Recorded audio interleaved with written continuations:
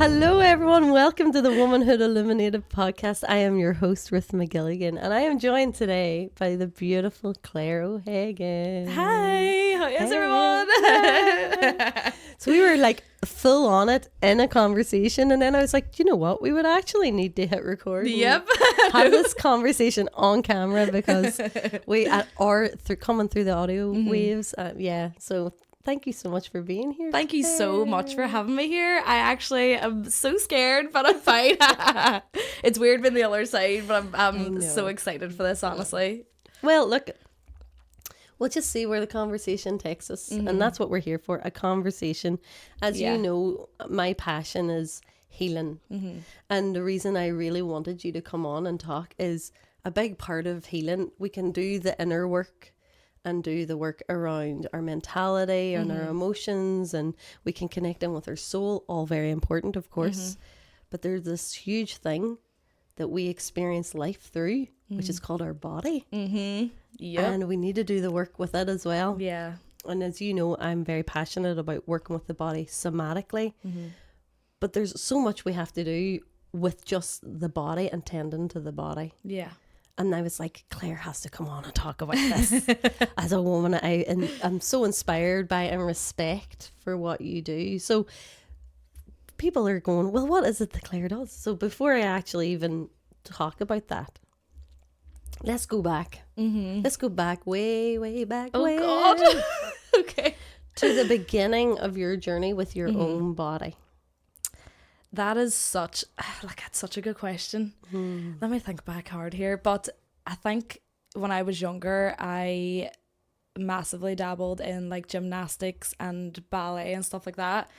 And like Irish dancing, my mommy made me do all those sports when I was younger, and I loved them, don't get me wrong. But when I became a teenager, I was that person that was like, hated PE, would have done anything to get out of PE, probably to do with the fact they would have made you wear shorts, but that's another conversation altogether.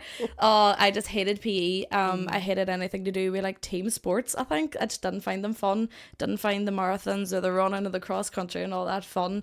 Just completely fell out of fitness with altogether. And then I was actually saying this to you earlier about like the pandemic. Yes. With the pandemic, it forced me to like slow down, and I think it forced everybody to stay home, obviously. Yeah. And then with my own job, you know, they were just paying me at the time to just stay in the house, of course. And that's when I kind of started to like, you know, do yoga and do like handstands again, kind of coming back into my like childhood like hobbies, you know what I mean? And then fully at uni then I seen, you know, we're from Derry, for anybody who doesn't know. I don't know the accent. Yeah, I know. And I started seeing this like massive shift on social media, especially within the Derry scene for women's fitness. And it was really going towards like strength training and like lifting heavy and like toned bodies. And I just remember seeing these girls, like posters of these girls being like, oh my God, what are they doing? How are they training? I want to look like that. And I feel like that was my first time really seeing muscle being glamorized, which like, you know, I think is so healthy. Like now, me obviously doing the line of work that I do, because I'm sure like yourself, you would have seen like magazines growing up, like who held skeletal thin, fat shaming people on the fronts of the covers, cellulite, fucking beach bodies, whatever it is. But I seen this and I was like, geez, I really want to do that. I want whatever it is they're doing, sign me up.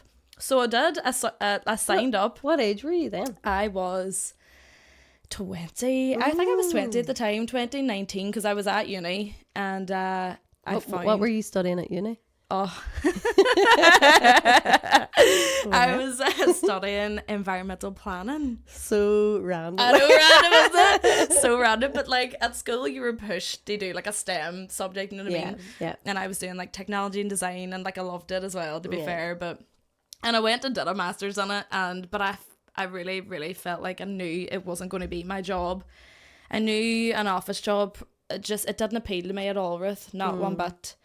So throughout uni, although at the same time, if I'm going to start something, I'll finish it. Do you know what I mean? It's just the type of person I am. Yeah. So I joined this gym in Derry, and it was an all-female gym. Wow. It was amazing. I loved it. And I ended up doing like a photo shoot with them. Mm-hmm. And even though I love photo shoots, right, outside of like the training and the eating, I think photo shoots are excellent if you want to challenge yourself and build really, really good habits. And like if you commit to something that intense, you have some serious resilience and grit about you. Do you know what I mean? Yeah. And you have something to show for all your work. Show for your hard work, yeah. And to also, like, it's funny because we come from this, especially as women, like, no offense to the guys, and I've had a massive deja vu just hit me up the face there. Really? Oh, this is meant to be spooky. All the spooky vibes. I know, I love it. Equinox energy. I know. But yeah, like, we're taught that we, especially I feel like here in Ireland, I don't know what it is about here, and maybe it's not just here, but I feel like it's quite prevalent here, that, you know, if you take pride in yourself and if you take pride in how you look, and if you've worked your ass off and for say a photo shoot, and then you take these photos, it's like, and you share it on social media because you are delighted with yourself, because rightly so, you have committed hours of your life and changed your whole life to fit making this goal happen. Now, we can talk about how the healthy and the not so healthy versions of that. Yeah. But for these kind of photo shoots, it's about healthy patterns, as you know. Absolutely. And then you get ripped to shreds because who do you think you are to be selling? And that girl is up her own ass because, you know, or she loves herself. And I'm like, fucking yes, she does love herself, and so she fucking should. Absolutely. Because she is hot. I know. And she is on fire. And she has busted her ass to look that fucking good. So yes. I know. So if you are a hater and you're hearing that, or you ever pick up on yourself doing that, like, tune in as to why. Because it's always from an insecure person. Yes. And it's always from somebody who, like, strip it all back, deep down, they want that. They want that too. Absolutely. But they just don't. And it comes down to being insecure, probably not having that self-belief either. Yeah. But, and I mean, I've been there. I've absolutely been there. We've all, I think, when it comes to like women, I think a lot of us would be ashamed to even say that we were that girl probably at one stage. Like, it's just like nearly like a rite of passage to grow up with like these confusing feelings of like, do I really like her? Am I jealous of her? Like, how do I actually feel about and it might women? It mightn't even be about her physical looks. It could be if she's very confident. Oh my god, 100%. Or her being so comfortable with herself might trigger how uncomfortable you are about yourself. Exactly. Yeah, absolutely. And growing up's hard as a girl, especially in an Irish Catholic all girls school. That can be intense. But like you were saying there now about the Is it an Irish thing when the shame around like seeing anybody doing well, seeing anybody doing good, seeing anybody show off the hard work that they've done, or show off their bodies, or show off how smart they are, kind they are, whatever it is. Someone will always have something to say. Yeah. So you might as well do it. I was just about to say, like, in your line of work that you do now. So, in fact, just very quickly, what is it that you do right now, Claire? So I am a female coach and a strongwoman. That is my full-time job. So grateful to even say that as well. And I do online coaching as well. I love it. And I was just going to ask, you're bound to have, like, in this world that we live in, like, something I've covered before in another podcast is what I hate. I have to change my narrative around this, is around showing up on social media, right? Oh, and don't get me started with it. It's so hard. Like, even this, like I've said it before, coming on here is hard. It's not, it's like, we're not like sitting here being like, oh, this is dead easy. Yeah. I mean, we have a good flow and we're good at talking, and it feels good and natural, but there's still this awareness at times where you're like, oh, like, I'm really nervous right now. Like, I'm really, like, I'm struggling as someone who has her own podcast. I'm struggling.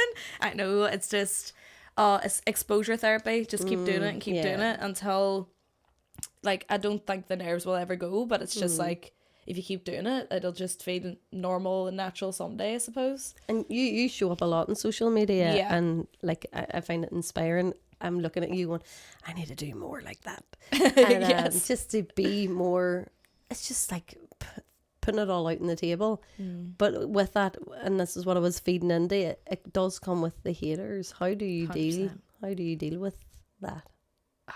Such a good question, you know. I think I'm very fortunate do not have any, or maybe I do, but like or like any like avid Trolls. hater, No trolls, trolls, no yeah. no trolls online, you know. But also like whatever people like think about me or have a perception about me is none of my business. No, it's none of my business. Do you know what I mean? Like, you can think whatever you want, that's absolutely fine. I can think whatever I want about people, that's absolutely fine.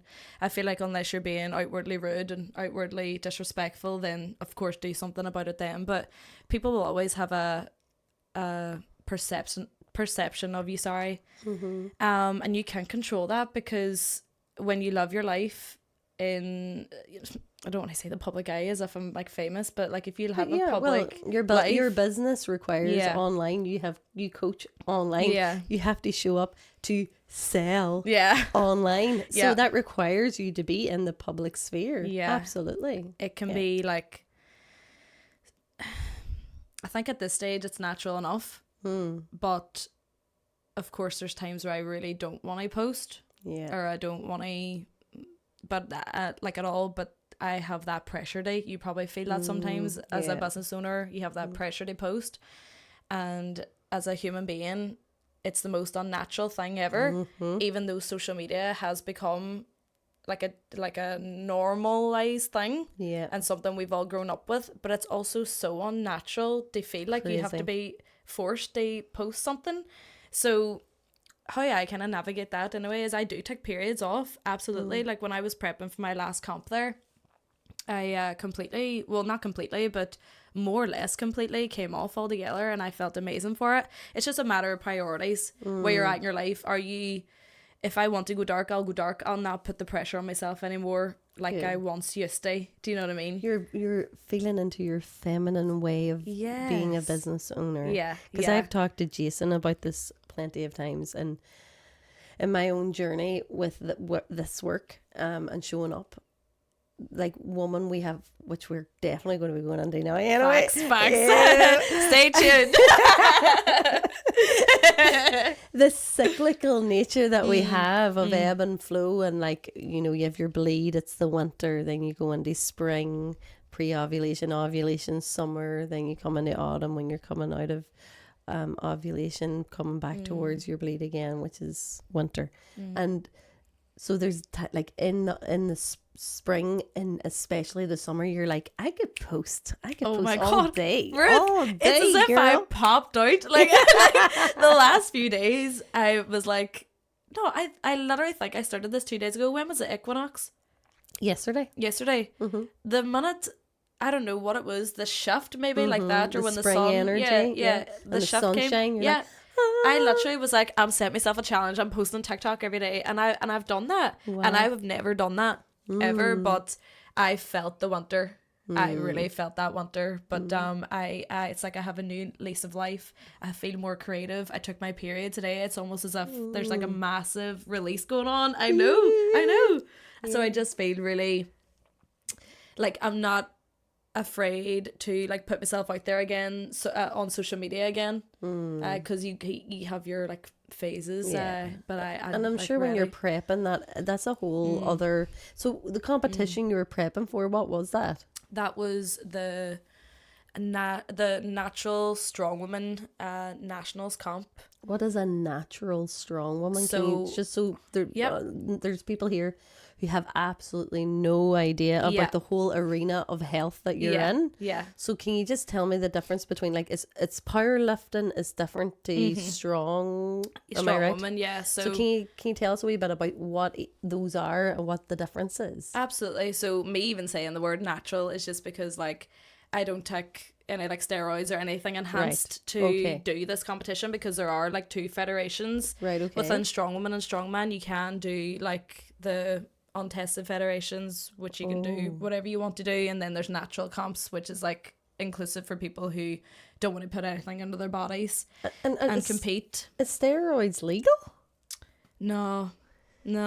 So well, like for personal use, I not allowed to be sold. Right. Okay. Illegal to be sold, but for personal use, I think I wouldn't even be too sure, to be honest, but I think it's fine for personal use, yeah. And especially in like high level strongwoman sports, like it would almost be normal. I suppose there's a level, and maybe I'm wrong, but I'm sure there are people who underestimate what you can lift, because if you're not juicing, it's called, isn't it, when you're taking something? Yeah. There's assumption that you'll lift because you're juicing, and yeah, definitely. Like people will be tested at natural comps as well, do you know what I mean, just to make sure that it's fair. But more times than not, like if you're competing at the top level, say you're an elite strongman or strongwoman, like they probably are taking steroids, and that's like a level playing field for everybody. Yes, there of then course. again, do you know what I mean? Yeah, no problem. But for that comp, so powerlifting is just squat, bench, deadlift, and then for strongwoman and strongman, it's mad too, because it's still like a niche sport. I feel like not a lot of people know what it is, but no, because like I didn't even know. I mean, I know you, so I have a better idea of what the difference. But before this journey, I had not a clue the difference between powerlifting and what a strong woman. Like I had no clue that this was two different sports. Yeah, Do you know what I know. mean? And you know what? I had the exact same thing as you when I first started. Like I remember asking my like former coach about doing strongwoman, and then they put on like farmers' cars, and I was like, whoa, like I thought I was doing squat, bench, deadlift, what the hell? But So what, like with strong women, are you lifting natural objects, or what do you? No, it's like so you're asking confused. me what do you do, and there's no one line that I can say about it, because every single competition there will be like new events. Right. So for like standard events would be like the deadlift, log lift, farmers carries, yoke run. What's a farmer's carry? It's like you hold, I don't even know, like you hold these two things that like weigh like loads. I just see a farmer run away No, I chickens know. under their arms. You hold these two implements, and they're really, really heavy. You can stack weight on them, and you just run with them. So it's about how much weight you can carry. Yes, it's about. Right. So the main implements would be like, it's like a load, carry, lift, but yeah, and then there's like rubber stones to shoulders, stones over, like it's just mad, you know what I mean? There's so many implements, and then they make new implements, and wow. so it's fun. Intense, It's intense. Yeah. What's fun about it though is that it will constantly keep you on your toes. There's always new events coming out, new ways to do things, new ways to be challenged as strongman and strongwoman. And what I love about it is that like when you say strongman or strongwoman, you don't just picture massive men anymore. Yes, like of course. Like you're a strong woman. I know, isn't that bad? She's a literal strong woman. Oh, I love it. I know, and It's like class. smaller athletes now, there's way more reach now for smaller athletes to be doing strongman and strongwoman, and it's so inclusive now, and I just think that. it's amazing to watch the sport grow, especially in Ireland as well. Oh. But that's what I do. Wow. And what is the heaviest weight you've lifted? Oh God, it's not even that impressive, to be honest. Yes, But, it is. like, Of course. Trust it's me. not- Yes, it is. But like for log anyway, like a log lift would be like 57.5 kg overhead, which is my body weight. And you don't think that's impressive? I know. You know can what? lift your own self above your head. Yeah. I can barely lift this phone to my ear. Never mind freaking lifting my whole self above myself. That is know. insane, No, Claire. I am proud of that one. Like I like that one. Well, like you're so. It's so funny because I know what you mean about it's like you're a petite athlete, Yeah. but you're not petite. You No. understand what I mean? And I love that. It's strength. Your strength, yeah. I love that. Strength, It's yeah. like showing your body what your body can do, and not to the point where is body building, then that's when they're really, really, really ripped and they do. Yeah, bodybuilding is just like quite literally building their bodies, putting muscle under their frame, and then completely just But you know, can really going there ruin. with nutrition and stuff, and going there like suffering to the point. That's like, what I was gonna say. Yeah, there's a Yeah. lot of suffering involved. I would say in bodybuilding. I'm not a bodybuilder, can't Yeah. speak on behalf of them. Sorry, but Yeah. with the photo shoots that I've done, like, you know, the mental grit that you have to have for, bodybuilding or doing photo shoots is very intense. Yeah. And like, seriously, hats off to people who do it, because I love food too much. Like, I could never, oh my God, like the stuff that they do is like eating very minimal, and they're doing loads and loads of cardio, and like, oh, it looks painful, like, but it's seriously, that's a different ballgame altogether as well. Yeah. All like bodybuilding, powerlifting, strongman, strongwoman, all so impressive in their own ways, and all very different too, you know what I mean? Like, what I love about strongman is not only do you have to be strong, you have to be fast, you have to be agile, you have to be smart, you have to be fit. Like, yeah, you have to be very fit and very strong. It's a different type of fitness, isn't it? Yeah, absolutely. I would link like high rocks and strongman quite closely together, you know, because what is high rocks?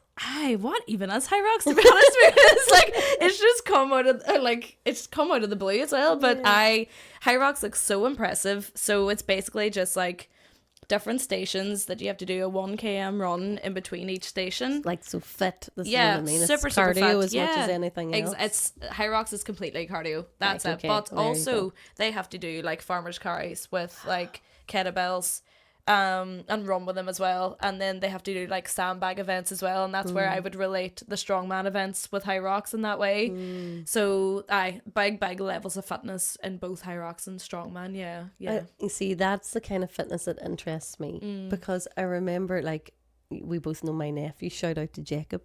Oh yeah. And we were like, me and him have had conversations in the past about people who are absolutely ripped. Yeah. But they could not run the length of themselves. Yeah. And it's just fascinating, because you see people and you think, they must be so fit. Yeah. No, they've really great muscle, but they're not necessarily cardiovascular fit. And some people, they're so muscular that running isn't even necessarily an option for them. Yeah. Do you know what I mean? Exactly. But it's just mad how when you start thinking about fitness, and we get caught up on the visuals at times. Yeah, that's true. And that doesn't necessarily mean that you're fit. A girl I know actually did a bodybuilding, and afterwards, like, she was so proud of herself for doing it, but she was like, never again. And she was chatting about how the detrimental impact it actually had on her mental health at the time, and on her, and you know, I'm a big advocate of cyclical health, and how it impacted her menstrual cycle massively. Yeah, which of course it does, because you're lowering your calories and you're not putting it's just not putting enough into your body. Yeah. Like bodybuilding competitions, once again, whole different ball game altogether. But like with photo shoots and stuff, you're putting your body under severe stress, and for a certain period of time, malnutrition. So you're like with micros and macros.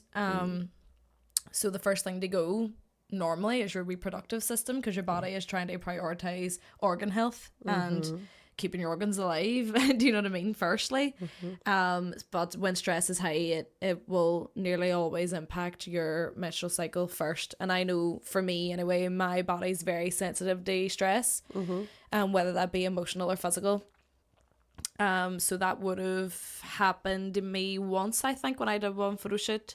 But like I always say, photo shoots are for a day. It's not for it's not sustainable. You will not and cannot expect yourself to look like that for a long period of time. If you're going to do it, it has to be for 8 weeks, the 12 weeks, whatever it is, and then reverse out of that safely. No, I think like some women and girls would come in and they think that they're doing like this 8-week, 12-week crash diet, they're about to do a photo shoot, and like that's going to be their body forever. But it's so important to be so transparent with your clients before they jump on board with something like that, because you're so aware that they want something so badly, but you need to be like, this is just for the day.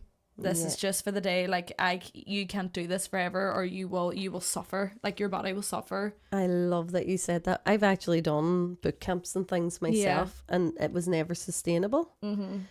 Because and it's too intense. And it's too intense. And then the fact that, I love that you said reversing yourself back out, you know, gently, because that was just not even part of the messaging. And and understanding that because that was the problem. I was like, this is not sustainable. Yeah. I can't live my life. I don't want to live my life. You can't go to a boot camp 6 days a week for the rest of your life. Like, you can't.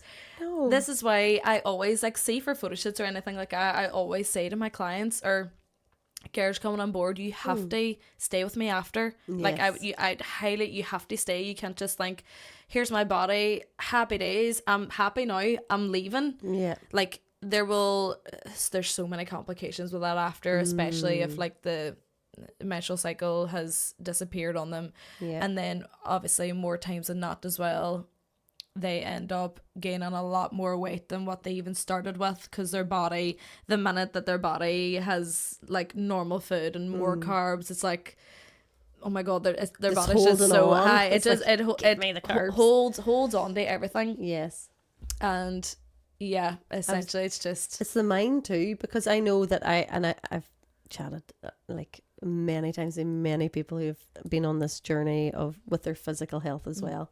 Like, it's the mind game, because what you do to yourself after that then, if you put on a couple of pounds and then maybe it's a stone or whatever it is, and then you're like, how you talk to yourself and how you shame yourself, and this like idea that you have to have this level of sustainability, and like, okay, I'm a good few years on the clock to you, Claire, but like things like, you know, where you push yourself to get into a certain dress, like say your wedding dress, and like letting go of being like, I actually put myself, like it was like doing a photo shoot to get into my wedding dress, okay, I mean, and that was great, but straight after, it's not like I put on loads of weight or anything, but I will never be what I was. I could be, but I don't want to be. No. Because that was not a life. That wasn't living my life. That was, I had a goal, like a photo shoot. Yeah. I had my goal, my wedding.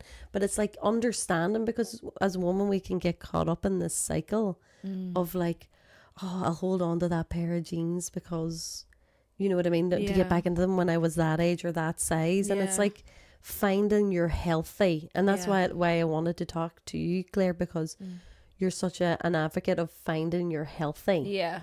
And what I would always say is like, your healthiest self probably won't be your skinniest self. Exactly. Like, well, that's what I love. And genuinely, like, even for me right now, I would be quite a small human being anyway.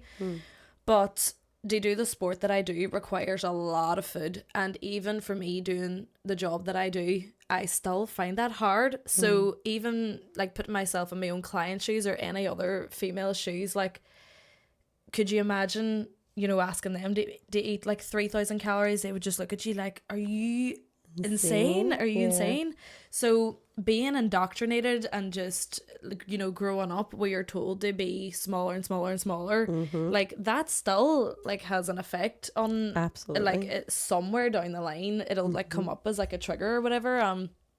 But because I seriously do underestimate how much I need to be eating, because if I don't eat the amount of food that I need to eat, as well as like honing in on my like macros and my micros especially, then because of the like the training days that I do, like 3 or 4 days a week, because they're really really really intense, like my period could be late just due to the stress. And even I was having this conversation with my coach the other day, just because my body feels recovered physically, it's not recovered hormonally or neurologically, because I was saying to her, you know, I feel great, but I'm not sleeping well, my period's late this month. Do you know what I mean? Recovery doesn't just mean that you're not sore. Yes. Recovery is so much more than like the physical body as well. Like, are you having good sleep? Is your period regular? Like for you, like there's no such thing as like a normal regular cycle, of course, but there's just so much more to it as well.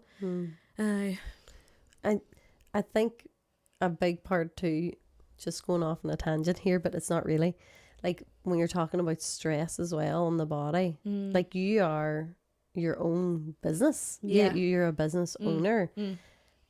What is it like to be a female? Like, I know that you're working in a gym. It's actually, it's owned by three men. Male dominant. Male dominant. Very male dominant. Yes. Pain in my how do you navigate that? Like, how do you navigate in this? Let's, like you said, it is changing and smaller people are getting into even, I know that's a different sort of part of the industry, but still the narrative is changing, that people of all shapes and sizes and women can do this. What's it like how do you navigate being a woman in this still very masculine dominated industry? Do you know what's so funny too is like my brand is Empower Coaching, so my whole ethos is to inspire and empower women, just as the feeling I got from the first gym that I went to that inspired and empowered me to essentially do my job today. But I couldn't have picked a more masculine, like a more masculine space to do it in. But I'll sit here and say this now, I would not be in that gym if I hadn't known the three men for the longest that I have. They are family. Do you know what I mean? They're family. I would not in a million years spend any time probably if they weren't already family to me. Do you know what I mean? It has its struggles, of course, naturally, with three male owners, and as lovely as they all are, when it comes to the female coach's needs, only a woman can get that. I think in regard to like stress and rest periods and how that, because men and women are very different, very different. How they cope with stress, how they cope with stress is different, and I would consider myself somebody I spend a lot of time in my masculine energy within work, and that was probably born out of a place where it was sink or swim at some point in my life. In regard to my business, and when you're on your own, no one's coming. No one's saving you but you. So if you sink, it's because you didn't swim. If you sink, it's over. It's over.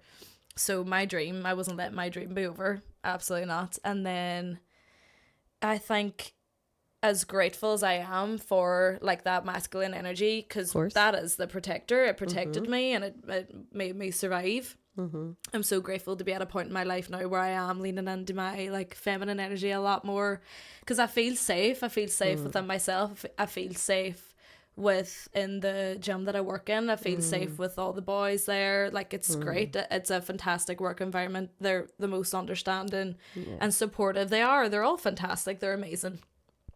But what was the question? It's just more about like, it's still a very... How I navigate it, sorry. Yeah. And not even just... Like, obviously, that's a perfect example, because it is an all-male-owned gym. Yeah. But in the wider field, it is, like, a very masculine field. And, like, I know that, like, I'll be honest, I've never had a female PT. No! Don't worry. Conversation's coming clear. Yeah. No, but, you know, and it used to irk me not. Now, I know that the narrative again is changing even since that was oh God, last time I had a PT was 10 years ago.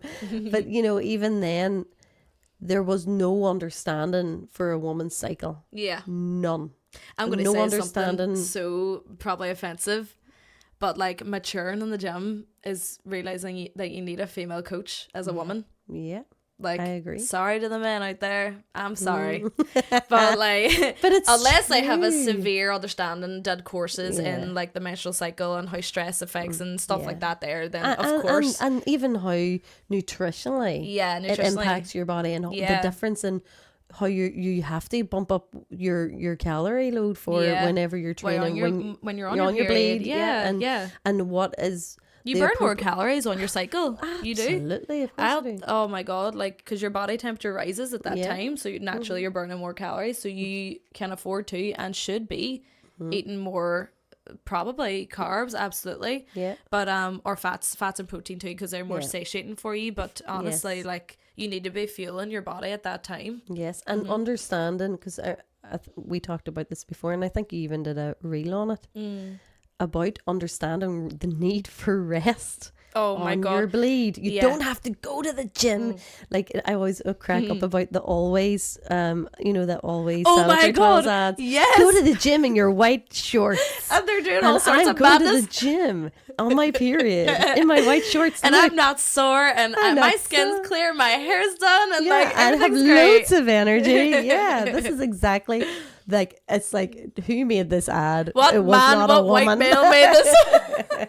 Exactly. It was never a woman made that ad. No. Not a hope, because the last thing you want to do, you want to be curled up. Now, of course, there's exercises good to help with if you have PMS, and we could go in. That's a whole other tangent as to why you have it in the first place. But of course, there's benefits to it. But it's understanding. Yes, you could still go to the gym if you really desire to. Of course. But how that looks is very different. Very different, and it's very different woman to woman, because I know athletes and clients who feel stronger, more like themselves on their period. Absolutely. And I would kind of fall into that bracket sometimes. Like, I feel stronger and really, really calm, serene in my period, honestly. And then other times of the month is different. But, like, you know, not normal research out there would say that, you know, energy is low and you're more tired, lethargic, natural enough. Do you know what I mean? So if you know, don't want to go to the gym, don't go to the gym. If it's too painful, don't put unnecessary pressure on yourself. You don't need to succumb to what you see on the media, or succumb to what other people, like the other pressures that people might put on you. Do you know what I mean? Yeah, but I will say, like, that's so interesting, because when you're an athlete or you have competitions coming up, that's the only time when the female cycle is like, right, well, doesn't matter. Take your oil. Get up and at it. Doesn't matter. Well, you can pull back in the weight. We'll work around it probably, but like, have to follow the plan here. Keep going, because let's be realistic. You could be on your period in competition day. Yeah, that's true. And that's something you 100% need to be prepared for. You can't go through life trying to work around it. Sometimes you just have to go right through it. Yeah, and absolutely. I've been on it during competitions, which is good for me because I feel strong. But is it ideal? Probably not. Like, yeah, absolutely. Yeah. It's funny you mentioned that, because I seen a friend of mine sent me a reel, because anything to do with bleeds, they're like, oh, think of Ruth. Yeah. But it was a woman running in a race, and her period came as she was running, and their period blood was just running down her leg, and I was like, that's so empowering. Go queen. I fucking love it. And she did I don't know if she won or if it was a race in that way or whatever, but she did it. Amazing. But the fact that the narrative even around that, it has changed. There was a celebration. It wasn't negative, which was really lovely to see. That is very lovely to see. Yeah, because like I can't even say looking back for me, because I just feel like it probably would have been before my time, but there would have been more public shame around that. Absolutely. It would have been a thing of embarrassment. Yeah, embarrassment, absolutely. Like my mother's time as well, like definitely more of an embarrassing thing to experience, which is insane. I am really, really glad to see more like period health and like more awareness about it, more awareness and more like celebration around it as well. It's definitely becoming more of an empowering thing. Yeah. And I love the fact, like, Jason has said this to me, you know, he's like, you'd be so proud, because the girls in the gym, they're like, I'm on my bleed, and you're just saying it. And he's like, you just say it in front of Jason. And he was like, and it doesn't faze him at all, because obviously he's my husband, so he gets it. But you know, that change even in this younger generation of women who are just more empowered without even realizing that they're just more seated in their power to just be like, this is just a fact of life. It's not like it's just a fact. Yeah, it's just a part of our life. What it is not something to hide away. And understand that when you're in the gym, that's okay, and we can work that in and navigate around it.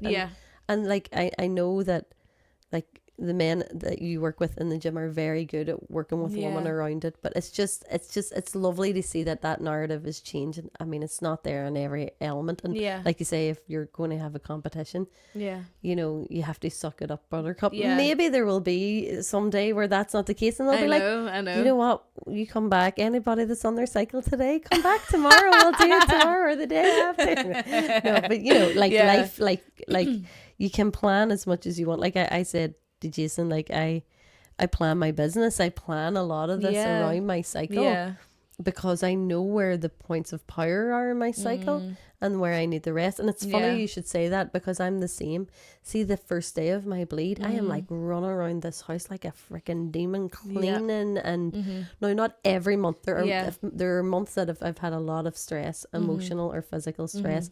It canes my ass, and she is saying to me, you listen to me and come back to me right now and freaking sit your ass down and rest and be with me. Because that's what your bleed to me is. It's a call back to your body and to listen.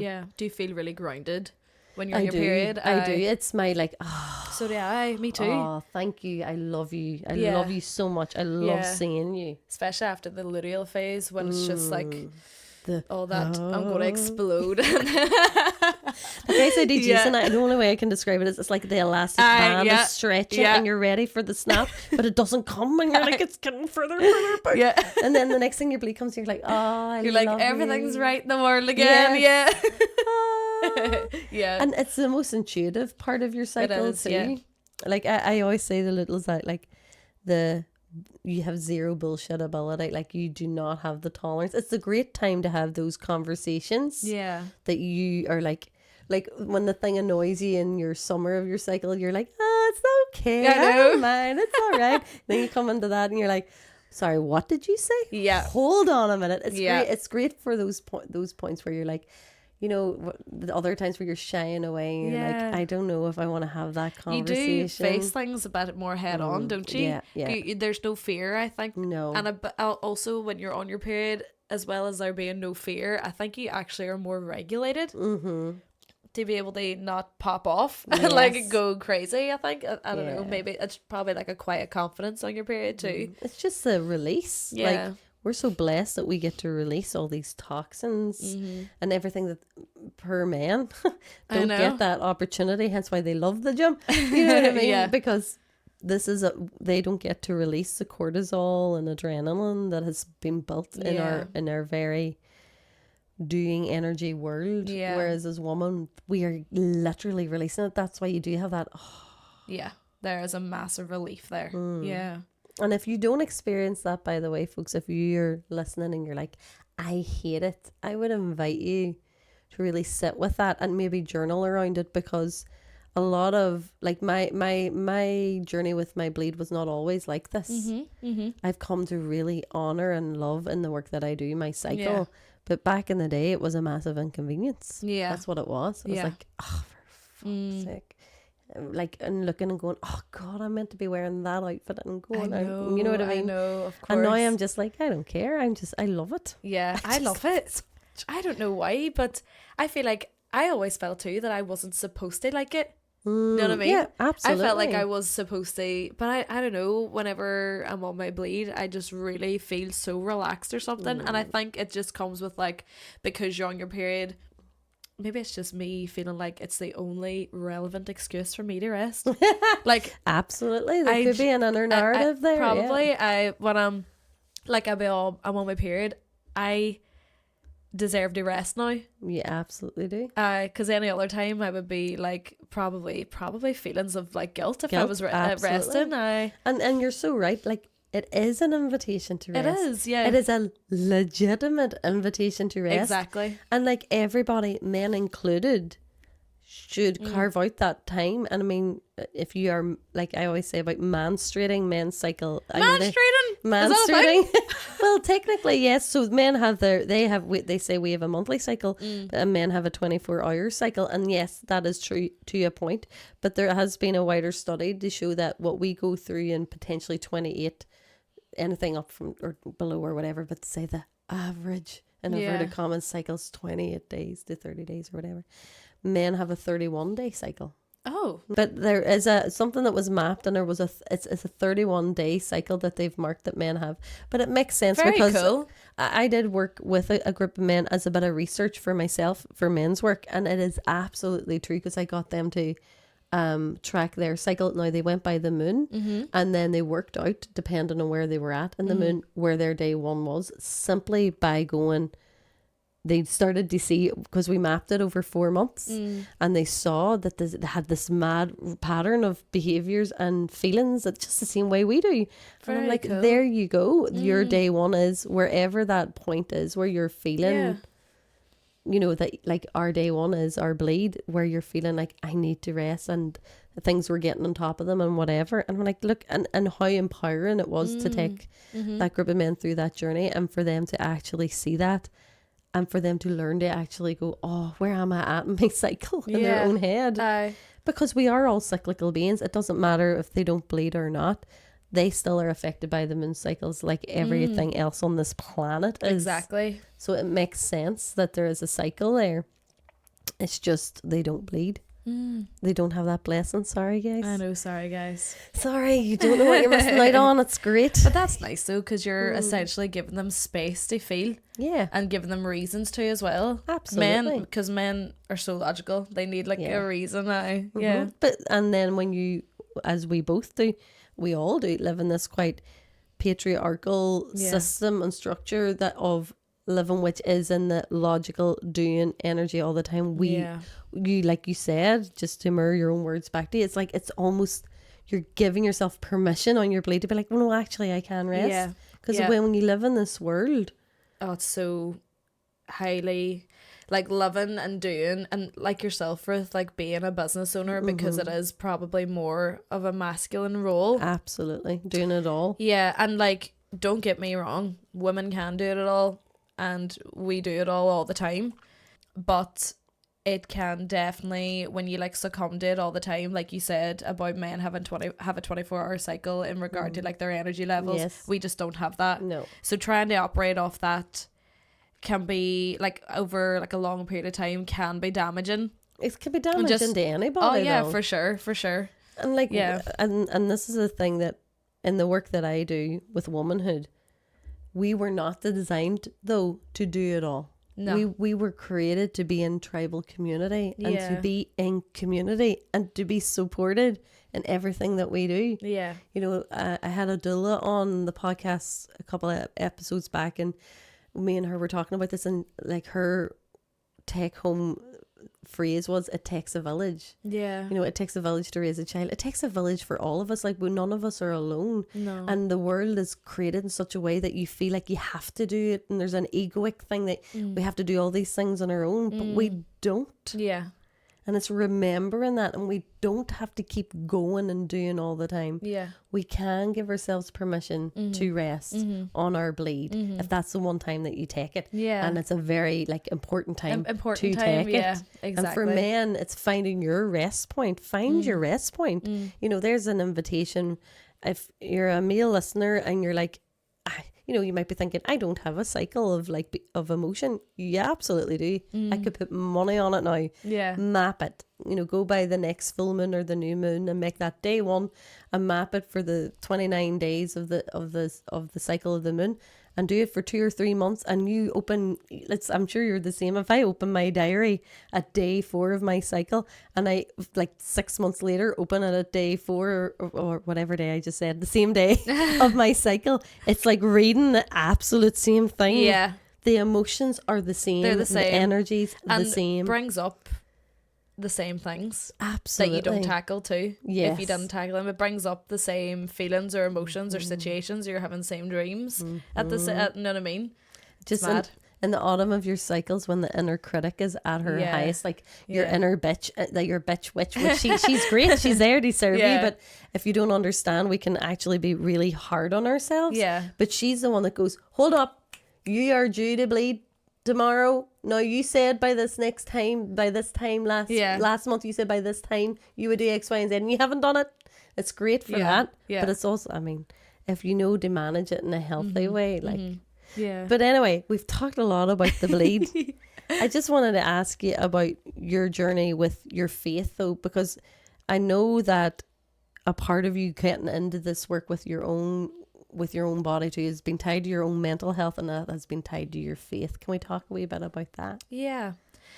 So I feel like I've dabbled in quite like a bit of things, like angel card readings, like spirituality, you know, believing in the universe, and doing different practices like yoga and meditation and breath work, absolutely. And I do think absolutely they all work. They're all very much a skill though. You have to keep up and you get better as you go. When I was younger, I was at mass every Sunday. My mother and father were those parents that were like taking me from the sleepover on a Sunday morning straight to mass. And I hated it so much.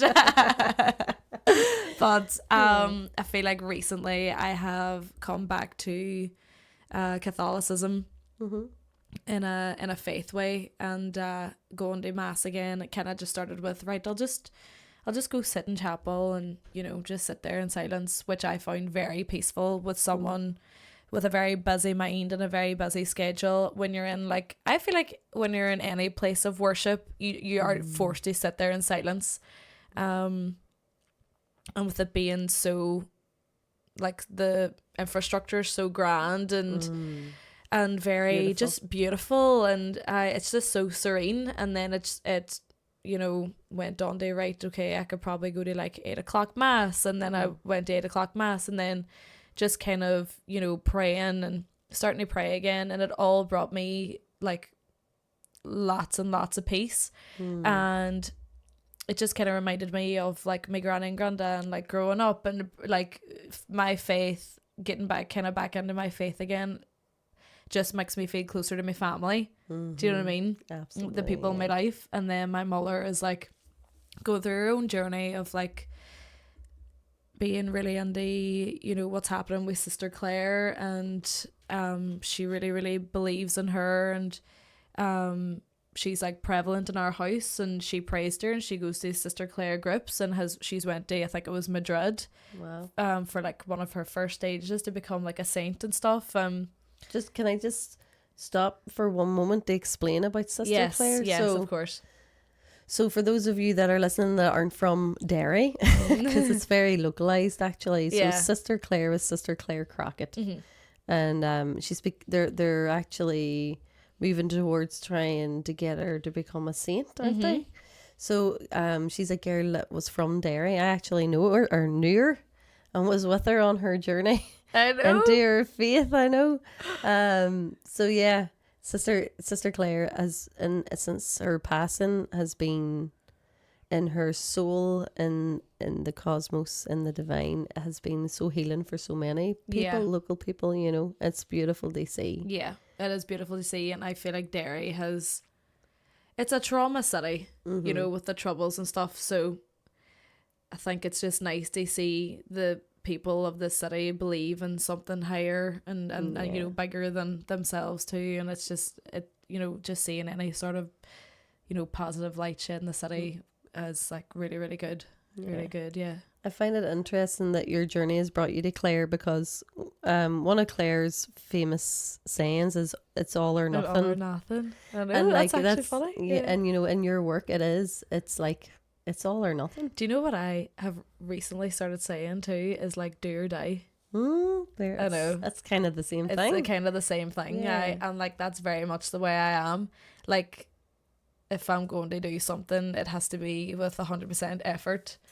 But with faith, I think it's like, it's very personal. Of course, your faith is very personal, and just because I'm like finding a lot of comfort in Catholicism again doesn't necessarily mean that I agree with the Catholic Church. And like some things there, of course, but like that's definitely, you know, brought me a lot of peace. And I found that like, because when I kind of got into it again before my first competition back, like doing Strongwoman, and I was like praying, being like, I think admitting that I wanted to win too, like in chapel, was probably powerful.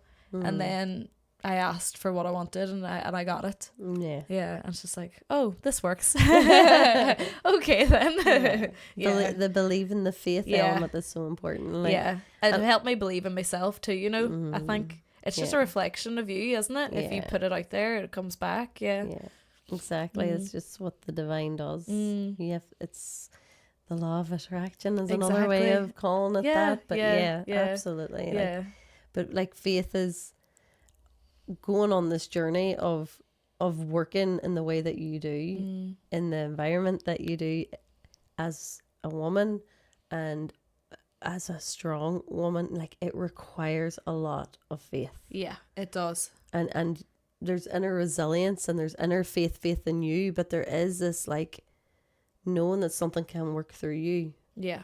I think, like, I wouldn't be anywhere today without my friends and family. And, like, we all have different struggles in our lives, and I wouldn't be half the person I am today without them. And they are, like, they just are amazing, and I am everything that I am because of them. Do you know what I mean?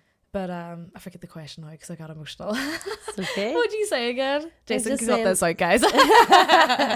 Just about your faith and how it helps you to become, like, for you to do the work that you do. Yeah. It requires a lot of faith, and it requires a lot of inner resilience. And you said something really beautiful, and it touched my heart, which was about how connecting into your Christian faith, like, and being brought up in a Catholic household, it connects you back into your roots, into your grandparents, and that's the beautiful thing about a religious structure of faith. You know, like, these things are there to provide the framework for your faith. Like what you said, which I love, is that it's very personal. Like, we all have our own personal Jesus, our own personal Buddha, or whatever your structure is that you works to your heart. You know, it's very personal to you, and everyone's journey is separate. But the one beautiful thing is when you're linking in with, if it's from your family that you were reared in, it links you into your lineage. You can feel all the ancestors behind that grew in this faith, and it's really beautiful that it's there in your it's in your blood, it's in your bones. It just reminds me of my gran and granda, and, like, going to mass with them every Sunday. The happy memories. The happy memories. I've been very much on a journey of, like, returning to myself. And I feel like I have. I mean, you'll forever be evolving, and forever will have work to do, of course. But recently, I do feel like I'm, like, back on the right path. Like, I feel very connected to myself, connected to, you know, just who I was as a child, I suppose, and like the morals and the values and the belief system that I was connected to then. And I think when you grow up, especially when you embark on journeys on your own, and, you know, businesses and friends and relationships or whatever it is, and you're down many paths and paths you don't recognize, and you start to not recognize yourself, and then having that path back to, like, me, and, like, returning to myself has just made me feel more connected to, like, spirit and family in that way. So it's love, isn't it? Yeah, exactly. Like, the beautiful, some of my favorite memories are, like, myself grew up in a Catholic household, you know, going to mass on a Sunday, and one of the beautiful things about that of churching is that, you know, I think we're very blessed in Derry. It's not like this everywhere. No, it's true. But the fact that, and I mean in other denominations, it might be in other faith ministries, but for Derry, for Catholicism, I feel like, and not just Catholicism, but just in Derry, the city. That's what I'm trying to say. Is there's great faith in all fronts, which is beautiful. All the different types of faith, and it's a family thing, and that's what I loved. I loved going to mass because I saw my aunties and uncles that I wouldn't see exactly. I know. You would see your whole family standing outside the chapel chatting for half an hour or 45 minutes. And my mummy, like, was just saying about being at mass with dad there for Easter, and ran into all of my aunties and uncles, and they all went for a coffee after. It's like, isn't that beautiful? Community, exactly. Faith and community. It's so beautiful, and the kind of that, in a way, it ties itself back into the work that you do, because it's such a community. In the fitness, in that particular type of fitness that you're in. Oh my God, like, the community that we've made for ourselves in top tier with the strength athletes is out of this world. It is like a family. We see each other every single night of the week, and you know, men, women, like, powerlifter, strongman, doesn't matter. Like, we're going to each other's comps. Do you know what I mean? Like, it doesn't matter whose comp it is. Like, we're like, I've been at like 3 comp weekends now for just like members of the gym. Do you know what I mean? Because they're just, once again, if we're talking about people you wouldn't be here without, it would be the team as well. And what's funny is it's a singular sport. You're doing it on your own. I've not once felt alone. It's felt like a team sport, honestly. I know. And I'm just so grateful in that way. And then with like building like the Empower community and like a community within like my own coaching, like that's something I've always wanted. I've always wanted to be able to connect women of like whatever background, whatever triggers or insecurities or however they grew up or whatever like shit that they've had to deal with, and you know, forming like the unlikely friendships and stuff. Like I love that, and because I feel like when it comes to like physical exercise, it's cathartic, and then you start to form these like friendships, really meaningful friendships, deep ones, and it's so beautiful to watch that happen. Do you know what I mean? Because I know what I'm doing, because I know what's happening. And I love that, like, because the girls, we're all like quite close, and like they would chat to each other and all. It's just brilliant, like, to be able to form something bigger than just the physical is always amazing. And I love that. Like, it's funny what I'm hearing when you're saying that is about when you're doing the deep work, like when you're having to go deep. Oh yeah, you need your community. And one of the things I love about the gym, because I've been in the gym with Claire and that, and walking in and somebody's doing a lift and then the whole gym erupts. I know. Come on, fucking do it. You can't fucking it. It is the most electric is it? It is so electric, and the joy and the hugs and the support. Or if they don't get there, it's like, oh, don't you can, it'll be okay. Not this. It's all right. And like, I'm just like, look at that. How it makes me emotional to see. And it's so me too. I know. Fucking beautiful. And it's like, it just sings to my heart, because it's like two sides of the spectrum of work, of deep work. Because we've talked about the work on this podcast before, and like, it's a different type of work, but it is every bit as much about loving yourself and putting in the time and putting in the consistency and showing up and doing the work. It's a physical work, but it is the work, but it is a mental work. It's it's the biggest part of it is mental work. Like, see, when I started to, like, you know, prep for comps and stuff like that, there is like, it was like the ultimate self-respect, being able to push myself that hard and hold myself to the promises that I made, and then see it through, and then watch it like come to life. Like, that is just like the discipline and like the mindset that I've gained from it is just next level. Like, I'm sure it's a whole journey of self-exploration going down that road. Oh my god, like the lowest of lows and highest of highs, but someone's there to pick you up, and someone's there to congratulate you when you're on top as well. And the thing is as well, is like, your emotions don't control you. Like, you have to do it regardless of how you feel, and once you crack that, you are literally invincible. I love it. Invincible, like, I know. And I've done it regardless of the lowest of lows, and that's just when like a whole brand new animal's formed. You know what I mean? No one can mess with you, like, I know, which is great. It's a good place to be at, and like,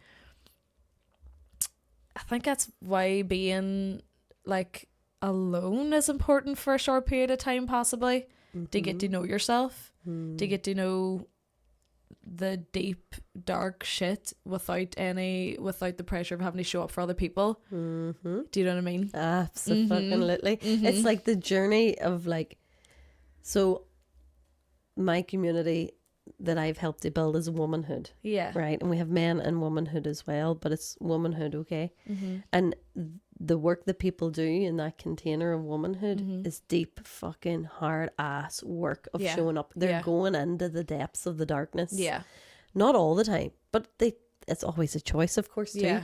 But they will choose in this space to go there. I loved a girl I listened to, and I will try and remember to tag her here so that I can give her the credence that she deserves. But she's like, I don't want to go into a safe space. I want to go into a brave space. And I'm like, yes. Because, you know, safety, it's not, you want to be safe. Like, don't get me wrong.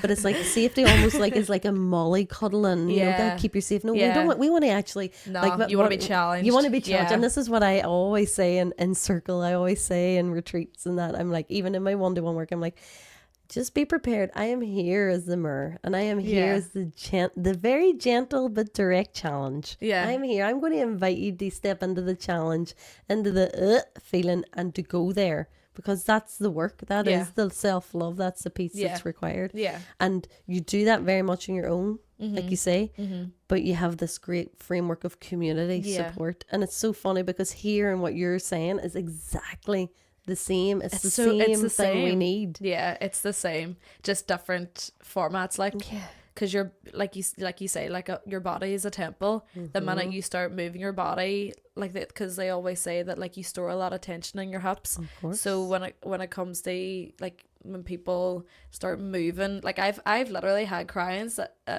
can't even speak. I've literally had clients who've just started crying on the gym floor after doing like a heavy set of deadlifts because they've had to like go there, and then that's obviously released some sort of emotional thing that's been like suppressed over time. So it's like the gym's a lot more than what people would think it is. Yeah. Especially is everything. It's everything, especially if you're with someone who is very in tune with what it can do for like your spiritual self, your mental self, and your emotional self. Do you know what I mean? Like I've literally had clients who've busted into tears immediately after. I know. And the fact that you're aware of that is incredible. Yeah. Because there's a lot out there that aren't aware, and it's just people switch off and think this is a very physical thing, and they forget the heart, the mind, the emotional self lives within everything lives within this physical body. It's not separate to it. So when you work out your body, you're working it out of your fucking body, the stuff you're holding. Yeah. And like another thing that I would say is that a lot of that cathartic release wouldn't happen unless the client is working hard enough. And this is why I think it's so important that women are encouraged to channel that aggression. Channel the aggression, lift hard, lift heavy, train like an athlete. Like that's the only time that will happen, and that's why it's so important for women to really go there. And I just think that, you know, naturally enough, you know, you'll grow up, this and that's not ladylike. Do you know what I mean? That's what you're told. But for women to be able to have that like aggressive release is so powerful. It's so, and that's how I powerful. feel when I'm in the gym and when I'm hitting a heavy set. Or I'm thinking, you know, all this not negative, but like, oh, I'm not sure if I can do this today, or I'm worried about it, thinking about it, and then it happens. It's just like, wow. Do you know what I mean? One of the most transformative experiences I had was with Jason, actually. And I've done lots of different things, right? Like lots of things. But it was truly amazing, was him and I did pad work. And I was carrying a lot of stuff, a lot of anger and sadness and betrayal and all these feelings. Yeah, of course. And I was like, oh, you know, and if he was creating a safe space, it would be like, oh, okay. Yeah. And he did do that too. He tended to that part of me as well. But it got to a point where he was like, no, you have to this needs moved out of your body. You need to move this out of your body. He says to the body worker, and I'm like, I know, but no, I'm too tired. And he's like, come on, outside now, let's go. And I was really resistant, as you always do be, even though when you know this stuff, you still be like, oh, I have to do this work, you know. And he forced me. Do I have to go there? Yeah. And he forced me. He forced my hand. And no, he didn't force me, but he was like, come on, you can do it. He challenged me. He really challenged me. And I was like, you're right, let's go. And I went outside and I started wheeling on those pads, right? But I was started off and it was weak as fuck. Like, I was not giving it at all. Yeah. Because I was like, oh, poor me. I don't know if I can do trying this. To find that is hard at the beginning, isn't it? Yeah, it's like, and he's like, listen to the sound. He just brought me very back and snapped me into my body. And then I started being like, oh, getting the wee feedback from the sound. And then I could feel the flicker starting in the chest. Yeah. Like, oh, yeah. I love that feeling. Yeah. And then I just went full on freaking warrior woman on his ass. And I was like, and I let out it was like, he always talks about how it was the longest inhale ever. It was like, and I just, I mean, the roar was guttural. It was feral. It was so powerful, but I had my eyes closed and I could see I was a warrior. I just went into this like proper, like I could see, my feet were naked. I was on the ground. I was like, I just want to run and I want to never stop running. I just want to run full pelt. Do you know what I mean? Wow. And like unlocked the warrior in me, and I was like, I am a warrioress. I'm fucking powerful. Yeah. And I feel like that's what you're talking about. That's the energy that is, when you find it, it's like, oh, that exists within me. And as a woman, a lot of us are cut off from that. Yeah, it's like you aren't this timeline person when that happens. Yes, you shift into this whole other, you are embodying this other frequency of being. Yeah. And it's just pure power. Or for me, it's the energy of the goddess Kali. It's like, I'm here to destroy worlds in the best way, to make way for new shit. I am going to create the most fertile ground by scorching it with my power. You know what I mean? Yeah. But it is something that like you say, it's not lady, like it's like, a woman can't be angry, don't get, you know, and it's like, it's not about, it's like power. don't be messy, don't be ugly, don't be, you know what I mean, because it's not appeasing. And it's funny because I remember us having a conversation after, do you remember the competition in Top Tier? Yes. And these were talking about, because Jason, for those who don't know, Top Tier is the gym that Claire works out of. Yeah. And Jason did the photography for that. And they were talking about the photos afterwards. Do you remember? And you were like, the faces that were being pulled and the switch in the dialogue from being like, oh my God, look at the shape of my face, to being like, look at that there. Yeah. She was going for it there. Look at her face. Yeah. Like, you know, changing the dialogue around looking at those photos from being like, oh, I'm not like, how the fuck am I doing this? Like, I don't know what's that called. The one when the bar is here and you're squatting down and coming up again. Squat. Yes, the squat. Okay. Yeah. That was good. You got it first try. Go me. You got it. Like, I was like doing this really heavy squat, folks. Yeah. Like, I mean, she was lifting my body weight like in a squat. And like, how are you going to be like all day? No, how are you going to be all... Look at me, like, I'm posing for the camera. I'm camera ready. Like I'm lifting a freaking cotton bud rather than this huge thing. But it's that, like, even that, it's just so, it's funny, isn't it? The dialogue that we have within our own mind zone. Yeah. The things that we say and the beliefs that we have that aren't even true. Yeah. Like, you will be humbled many a times when you do comps and stuff and you get them photos back. But the more you do it, the more you, like, it's like exposure therapy again, and then you just get used to it and you're like, you know what, that's my face and I work hard. So yeah. And I'm sure the inner feeling when you connect to that and forget the images and just connect into where you were at in that moment. Yeah. Oh my God, 100%. Like, that's the medicine. That is the medicine, yeah. And you don't care what you look like, do you know what I mean? Mm-hmm. And like, a lot of a strength sport is letting go of perfectionism. And I think perfectionism for like women, because you're doing a sport that can be seen as a masculine thing. Yeah. And like getting used to like pulling them faces and not giving a shit about what you're doing, do you know what I mean? Because at the end of the day, like, male or female, you're an athlete, you have to go out and perform like one, so it doesn't matter what you look like at the end of the day. It's what you feel. Yeah, it's what you feel, yeah. I love it. I know. It's the same inner work. The journey's the same. It's just, it's inspiring me to go back. Good. I'm glad. It should. It's been a long journey, I'll not lie. Yeah. You know, to come, I think you just needed the reframe. Yes, like, you needed a different perspective instead of fat loss. Yes, exactly. Because fat loss, we're over it. But unfortunately, we are.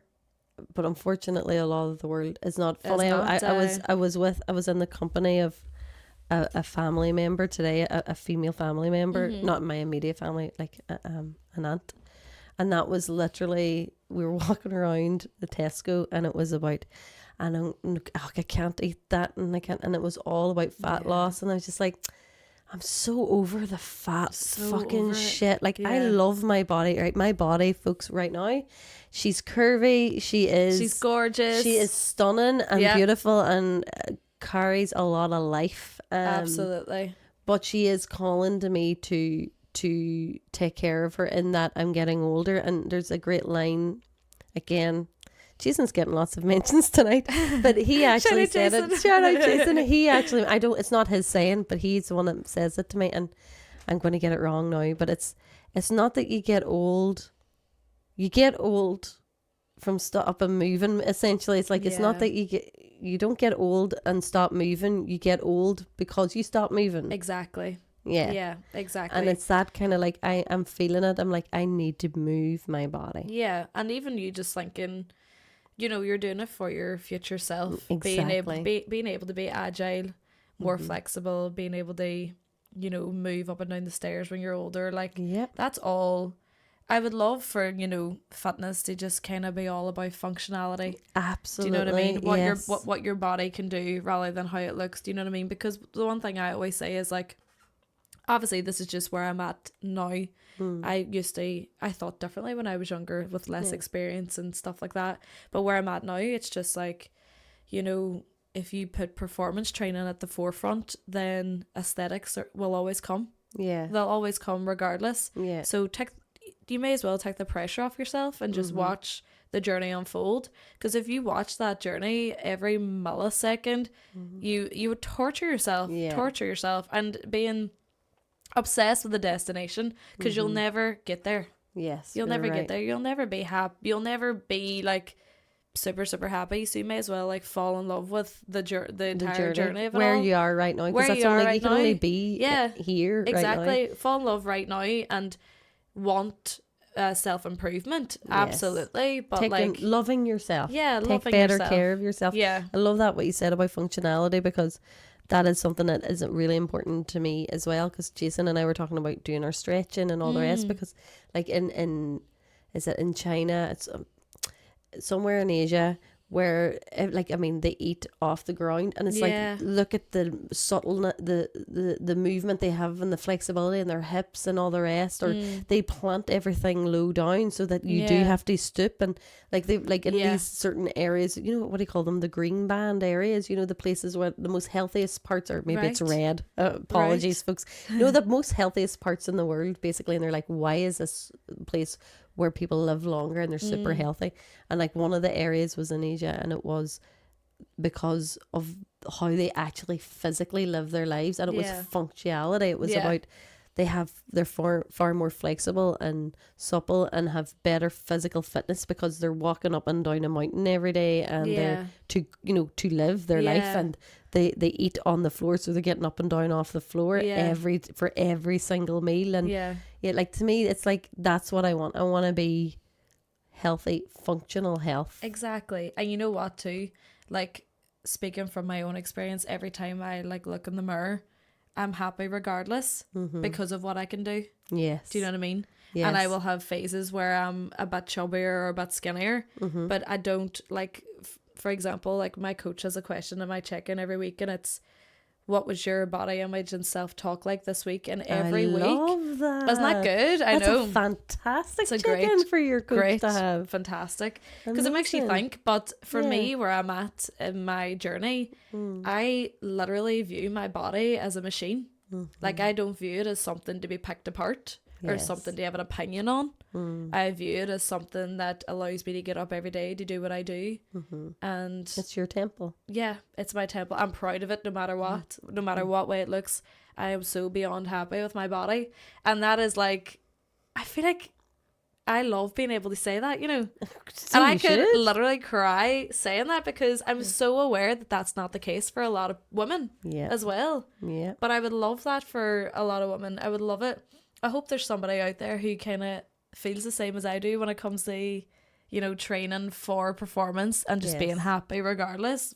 Whatever that looks like after that, I suppose that's grand. I love that. I had another Claire on, and she's a yoga instructor, and we were just talking about this, and there's a couple of things that are the same. It's the same message, it's the same thread through all of the work, and like letting go of perfectionism, and like understanding that things change, and you're a cyclical being, and everything changes every day. And she was saying like about her falling out of a pose, like she's a yoga teacher, and she fell out of a pose, and how one day, like in her, to us watching, she looks like she's doing the pose perfectly, and how that day earlier, because she's teaching maybe a few classes, the morning of the class, that pose was no problem, and then by that evening she was like, geez, that was hard. And like how even in one day something can change, and just, and not giving yourself a hard time about it, and being like, well, at least I showed up and did it for myself. Exactly. Absolutely. I know. And being able to like move on. Like that's the one thing I say to my clients, like if you have had a bad day or a bad week, you need to be able to, you know, dust it off and move on very, very quickly. It's done. We need to be better tomorrow. Yeah. There's no point dwelling. You're not going to get an earful. We're just going to pick up where we left off, because if you're in fitness for the long haul, you're going to have a lot of off days. Of course, do you know what I mean? Yeah. Out of 365 days, you're going to have off days. But if fitness is going to be a part of your life instead of a season of your life, then you need to be able to cope with the off days and not go into a spiral of, holy fuck, like I've lost it all, progress is gone. Do you know what I mean? Yeah, absolutely. It's like, have that, okay, this happened, move on. Don't dwell. That's in the past. It's done. You move on. Be better. 1% better each time. Then and you learn from it. Move on. All you need. Don't give it energy. Yeah. The 1%. Yeah, 1%. Every week, every day, whatever that looks. It looks different for everybody. Yep. But whatever way that looks like for you. I think that's a fantastic way to frame health. Is it 365 or that's 1 year? Well, I don't know. I'm not good at math. Whatever that is for 5 years, 10 years, 20 years. When you frame it from that place, it's like, oh yeah, it's just the showing up, isn't it? And no, that's okay. There's going to be days it doesn't work. There's going to be 100%. Days things get in your way. Maybe there's a day you don't get there, and that's okay. Exactly, and that's so okay. The discipline to show up again. Like the discipline to show up again, because a lot of people, I would just say they have like an off week. Yeah. Now. That's also okay, but a lot of people would just be all sacked. I'm done. Fuck give it themselves now. A hard time. Yeah, exactly. Absolutely. Yeah. Whereas like if you want this to truly be a part of your life, then you have to view it as something that just has to be done regardless of whatever mess ups lie ahead or have happened.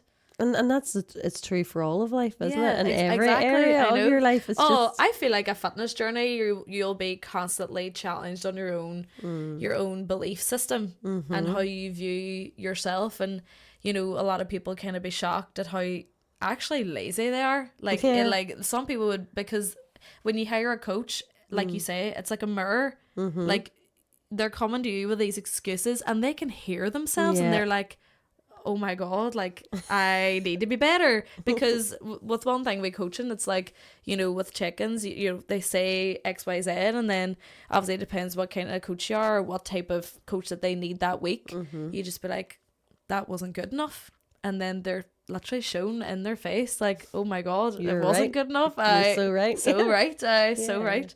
But it's this constantly challenge your belief system, constantly just being better every single time, and always being open-minded to grow. Even for me, I'm not perfect. I'll never be perfect. No one will ever be perfect. It doesn't exist. And I am constantly having ego deaths, different belief systems, but that's good, because you don't want stagnancy. But that's everybody. Life isn't stagnant. No. We are perpetually in a growth cycle. It's just the way it is. Exactly. We are moving around the sun and have these seasons. It's happening whether you like it or not. I know.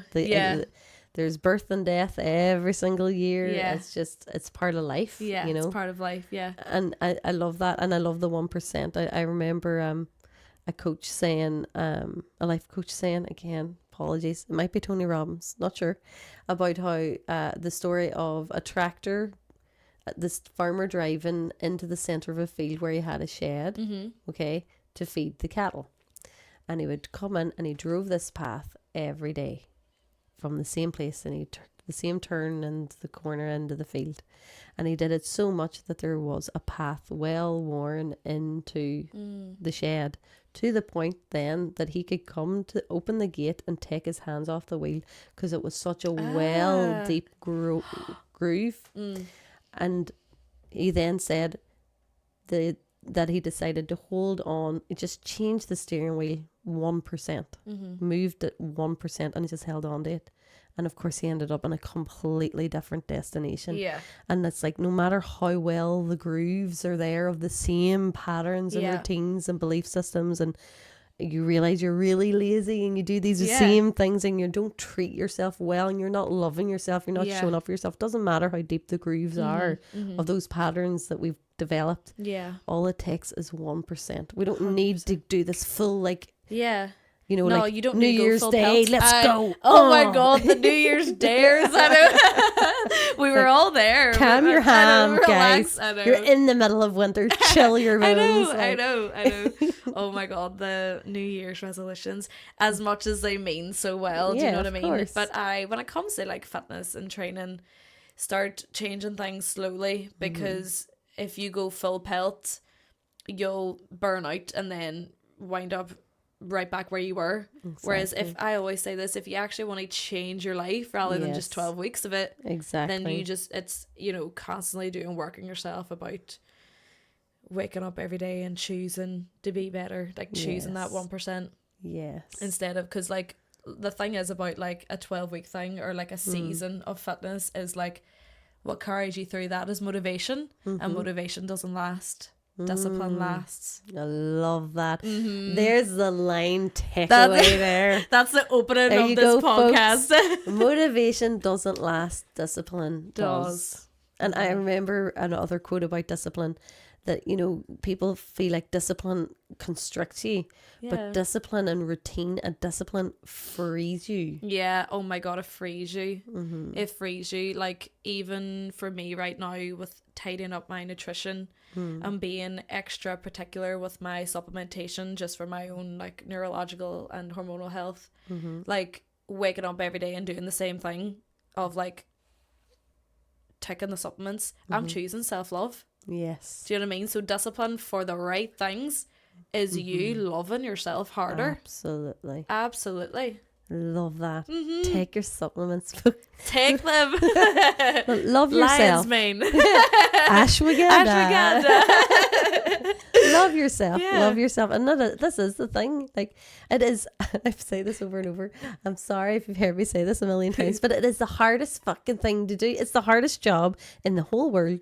It is the biggest piece of work, is to love yourself. It is the biggest piece of work. To show up, not because you're motivated. That's the easy time. Yeah. When you're not motivated, with discipline. Yeah. I don't feel like doing this, but I'm going to do it because I fucking love myself. Exactly. And if somebody else asked me, if someone else asked me to do it, if my sister needed me or my brother needed me, I'd be like, right, I'll get up. I'll suddenly find the motivation to do it for someone else. Yeah. But whenever, and I would be disciplined and do it for them. But when it comes to me, it's always easier to let yourself down. I do think it is easier to let yourself down now because no one's holding you accountable but you. Yeah.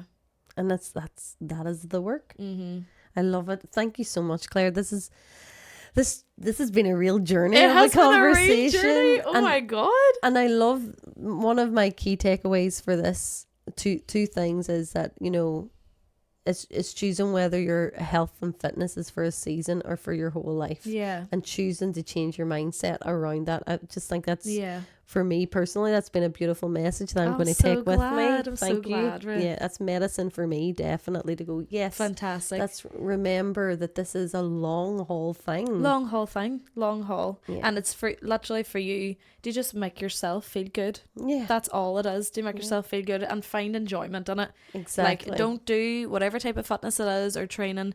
Don't do it if you aren't enjoying it. Find something else. Yeah, there always is something. There always is something. Absolutely, yeah. Because funny you mentioned that, because there's a lady I was chatting to literally about you coming on, and she was chatting about her journey, and she hates the gym, but she found boxercise. Yes. And it changed her life. Fantastic. And she's a very fit lady. Yeah. And it's boxercise. But she went to the gym and it felt grueling, and she did like classes with coaches, and it just didn't click for her, and that's okay. Yeah. But she found something that worked. It's that there's so much out there. Yeah, there really is now. It really, really is. And it's finding the thing for the long haul, definitely. Yeah. And I love that. It's not about motivation, it's discipline. Yes. Before we finish, I ask this of every guest, and then we have to do the card pull. Oh, yes. What is a saying or a routine or like ritual or something that has been most illuminating for you on your healing stroke health journey? Oh my God. My own healing journey, I'll just take it in this perspective, I suppose, is showing up even when you're in the deepest, darkest period of your life, keeping that promise to yourself for your future self, for the life that you always dreamed of, for the life that you want. And when you're really, really going through it, it really is just about putting one foot in front of the other and showing up for yourself. But also, if you do struggle to show up for yourself, sometimes for like different parts of my life, I was showing up for like the people who believed in me, for the people who have always believed in me, for the friends who were always behind me, for the family who were always behind me. They gave me my strength. But yeah, I love that. It's channeling, being that version, the highest version of you. But also, don't be afraid to use that anger and alchemize it. Yes. Do you ever see Red Table? No, it's a Red Table Talk, and they're like,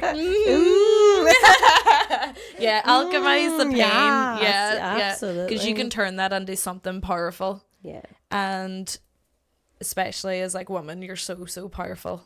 So powerful. So use whatever pain or happy feelings, I suppose, but like pain, it's the greatest teacher. It's the greatest teacher. You learn so much about yourself, and once you have to go right through it to get through it, don't you? And then you'll be unmesswithable. That's not even a word, but it's your it's word our now. word today. Unmesswithable. I was going to say unfuckwittable, but I feel like I've cursed a lot on this. I love that. No, it's I agree 100%. The only way out is through, and you have to go through it. And I feel like some people would be like, oh, you can't like use like negative emotions to get some positive. Yes, you can. Absolutely can. And it's not negative either. No, it's not negative. It's just an emotion. And we like to put things on these, and I always say about the darker end of the spectrum of the wheel of emotion. Emotions are emotion. They only, nothing has meaning except the meaning you give it. And rage, we talk about sacred rage a lot in the work that I do. It is a very like alchemizing, powerful energy, and it connects you back into warrior energy. It does. It connects you to yourself. Yeah, righteous rage of all the times you've been wronged. And righteous rage. Yes, righteous rage. Yeah. You're allowed your righteous rage. We're entitled to the right. In the world at the moment, that there's so much going on that many of us can tap in. Yeah. To righteous rage and it's also can be like perceived as passion. Yes, just pure passion That's too. What pure passion. Passionate loving and caring. That's exactly what that is. You passionately love. That is righteous rage. It's when you are passionately loving yourself and going, you know what, I will not stand for this. Absolutely. And I am going to put all that times that I was allowed myself or did stand and let those boundaries be crossed, I'm putting it into the squat now. Yes, the squat today. Yes, and feel the power in my booty and it's in my thighs. Yes. And I am the powerful queen. Yes. I know. Honestly, like use whatever emotion will take you there. Yeah, absolutely. Anything in your arsenal, go for it. Yes, I know, absolutely. I love it, Claire. Thank you so much. Thank you so much for having me. This has been so fun. It has been fun. I'm going to read this wee card. So okay. I'm so excited. Today's cards are by Rebecca Campbell, and I'm not sure if we've done it from this deck before, but Work Your Light Oracle cards, and they're beautiful. Oh my God, the artwork in these cards. So as I have explained every time, I have shuffled the deck. Claire has pulled the deck, and this is a card with the medicine for you that are listening today. So wherever this is dropping into you via your ears or eyes into your life right now, may this message be of medicine to you. So we pulled the Pleiades card, and we'll have a wee close-up of that. But it's double mission, channeling and uplifting humanity. Oh, that's what we were doing today. So good. The Pleiadians are a group of star beings dedicated to raising the vibration of the planet and sharing new consciousness through creations and technology. They have been incarnating on Earth since near the beginning of humanity. You are a soul who has a double mission, to grow at soul level and to raise the vibration of the planet. If you have been called to write, speak, or channel, this is your sign to keep doing it. Your work is divinely guided. All the souls, Palladians are the chattiest. Good. Okay. And so perhaps you have already started channeling some of this work into the third dimension. Oh. Thank you for doing your part in the great plan. Your presence and unique light is needed. Oh. And the wee transmission is you hold the card hold the card to your heart. You can hold it to your heart, Claire, and say, and we'll just say it unto yourself while I say it aloud. I call upon Palladian consciousness of the highest realms and highest good of humanity to work through me. Let me be a channel for only the purest light of the essence of source of God. Let me channel in a way that also serves me. Amen to that. Amen to that. That was lovely. Absolutely beautiful. Thank you so much, folks, for being here. We will drop all of Claire's socials here as well. So if you want to check in to Claire's beautiful work and incredible, powerful work, and you want to work with Claire in a one-to-one, it'll all be there. And also we'll link top tier as well, because that's the gym that Claire works out of. Thank you so much for being here. And from my heart and womb to yours, thank you. Thank you, Claire. Thank you so much. Thank you. Bye everyone. Bye.